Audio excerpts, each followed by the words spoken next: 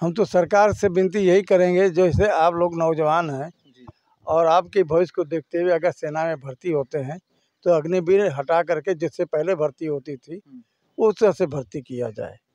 उनसे बात करके कवर किया होगा इसको। हुँ।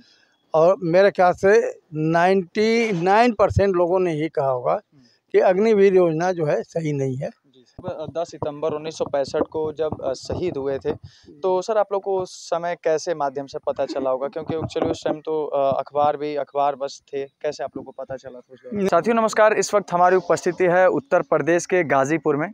गाज़ीपुर वीरों की धरती, शहीदों की धरती मानी जाती है और अभी मैं गाज़ीपुर के धामूपुर गाँव में मौजूद हूँ, जहाँ पे परमवीर चक्र वीर अब्दुल हमीद जी जहाँ पे रहते थे, ये इन्हीं का गाँव है। हमारे साथ आज इनके जो है कि बड़े उनके पुत्र हैं। आज हम इनसे कुछ बातचीत करेंगे और जानने का प्रयास करेंगे और आज जो है कि 10 सितंबर है, शहादत दिवस मनाई जाती है। सर सबसे पहले आपका स्वागत है, थोड़ा-सा परिचय दे दीजिए।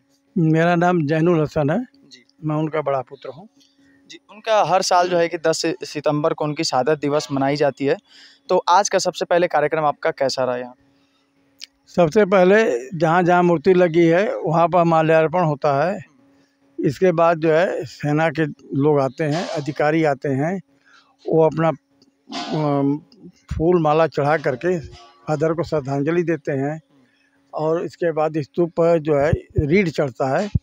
चढ़ने के बाद जो है बाकी सांस्कृतिक कार्यक्रम होता है, उसके बाद जो है समापन होता है। आज के कार्यक्रम में कौन-कौन मौजूद रहे? नेता में कौन? आज के समापन में सबसे पहले हमारे फादर के regiment the grenadier centre Jabalpur से ललित कुमार शर्मा साहब आए थे और सबसे पहले उन्होंने मेरे फादर को हमीद का ये जो टैंक बताया जाता है कि ये वही मैं आपसे ये जानना चाहता हूँ, जो ये वीर अब्दुल हमीद जी का जो टैंक है, ये वही टैंक है या फिर इसको कॉपी करके मतलब बनाया गया है? कैसा है ये टैंक? नहीं, वही टैंक नहीं है, ये कॉपी किया गया है। हुँ। लोगों की इच्छा थी, लोगों की डिमांड थी कि वो जीप जो है हम लोग भी देख लेना चाहते हैं, तो उसी जीप का जो है एक मॉडल हम लोगों ने बनवा के यहाँ पर रखा है। जी।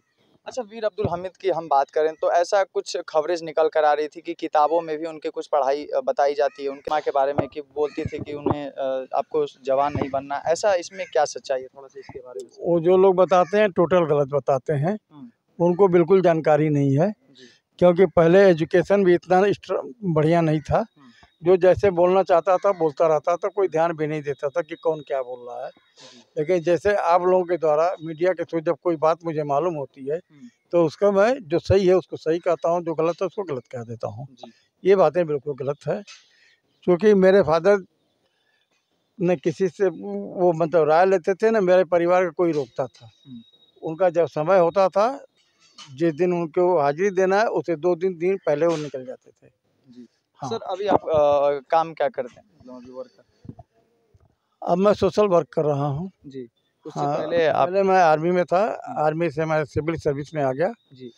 और नार्दर्न कोल फील्ड से जो है एज ए सुपरवाइजर मैं रिटायर हुआ हूँ। जी। अब जो है रिटायर होने के बाद मैं सोशल काम में लग गया। सर थोड़ा-सा मैं आपसे एक विशेष जानकारी जानना चाहूँगा, जो अभी अपने देश में अग्निवीर योजना को लाया गया है। तो सर इस पर आपकी क्या राय है? थोड़ा-सा हम इस पे आपकी राय जानना चाहेंगे। क्या ये अब ये अग्निवीर तो आप नौजवान हैं, हुँ। मुझसे बेहतर आप समझेंगे। जी। हम तो अब दुनिया से भी रिटायर के कगार पर हैं, तो आप खुद बताइए कि क्या अग्निवीर अच्छा है? मैं आपसे ये क्वेश्चन मैं पूछ रहा हूँ।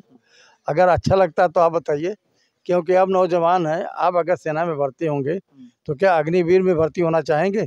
देखिए अब मैं अपनी राय तो नहीं बताऊँगा, लेकिन हमने कई युवाओं से जो बात किया है, जैसा कि कंप्लेन निकलते हैं कि सर ये 4 साल का हो गया, इसमें बहुत दिक्कत आती है, तो आपने बहुत लोगों से बात करके कवर किया होगा इसको और मेरे ख्याल से 99% लोगों ने ही कहा होगा कि अग्निवीर योजना जो है सही नहीं है।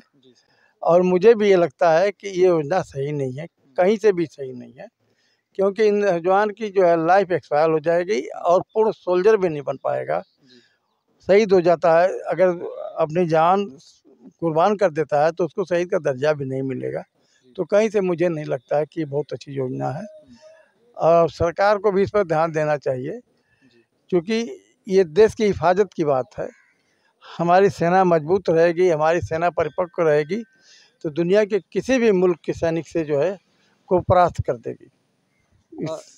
सर ये मूर्ति की स्थापना कब की गई थी?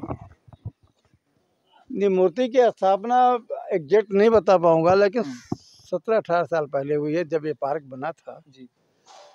और उस पार्क में जो है ये मूर्ति रखी गई और जो भी कार्यक्रम हुआ उसके बाद से ही चालू हुआ। सर जब 10 सितंबर 1965 को जब शहीद हुए थे, तो सर आप लोग को उस समय कैसे माध्यम से पता चला होगा? क्योंकि एक्चुअली उस टाइम तो अखबार बस थे, कैसे आप लोग को पता चला था उस दौरान? नहीं, अखबार भी था, ट्रांजिस्टर भी चलता था। ट्रांजिस्टर के जरिए जो है हम लोग खबर पा जाते थे हर चीज़ की, और अधिकतर लोग उत्सुकता से ट्रांजिस्टर के पास बैठे रहते थे। पेपर सबसे बड़ा माध्यम था जी। उसके जरिए जो है ये मालूम हुआ।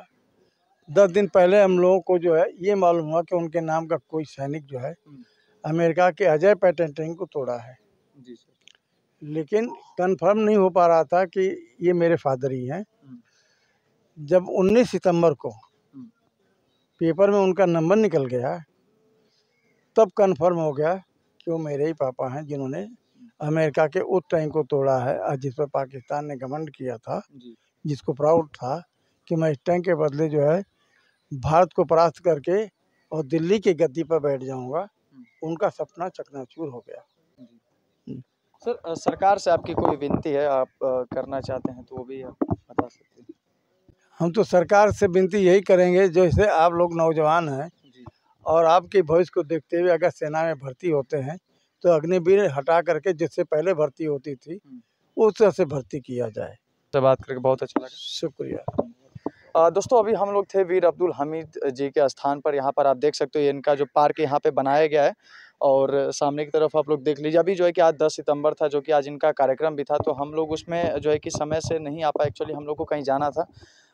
बाकी दोस्तों आगे का जो कवरेज है हम आप लोगों को पूरा कंप्लीट दिखाने का प्रयास करेंगे। फिलहाल ये मेरा प्रयास कैसा लगा कमेंट करके ज़रूर बताइएगा।